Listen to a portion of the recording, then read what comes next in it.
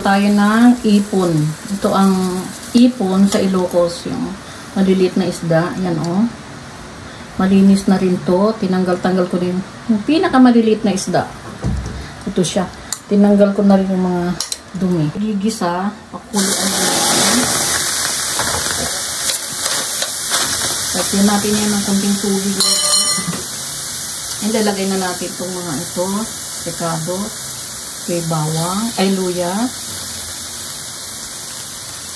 Sibuyas, kamatis,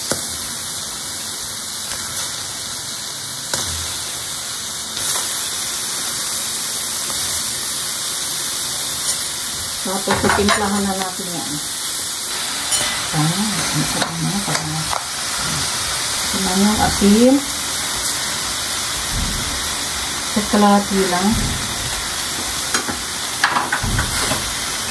Lagyan natin ng pampalasa. Yan lang. Simple lang.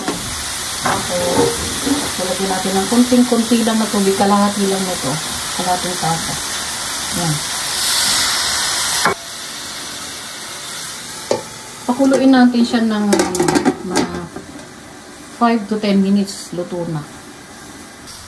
Yan. I-mix natin kasi nasa ibabaw yung dumidikit ko sa ilalim ng kalali sa bottom. Parang lang ito, yung simple boiled o pangat ba, tawag siya. Yung mga from time to time, i-mix natin kasi dumidikit. A few moments later. Check na natin.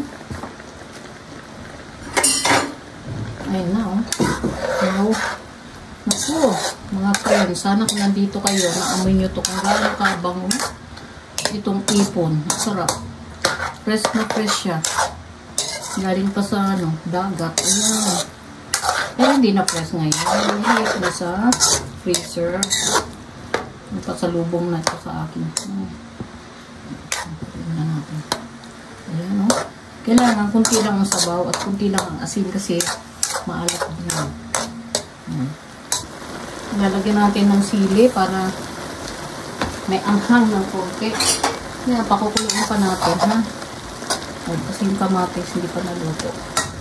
Tama na yung sabaw niya. Panghuli, lalagyan natin yung paminta. Ground black pepper, pino-pino. Saka titikman natin siya.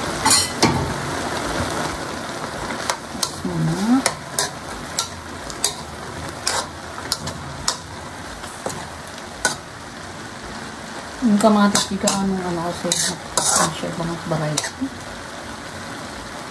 Tikman natin Tikman natin.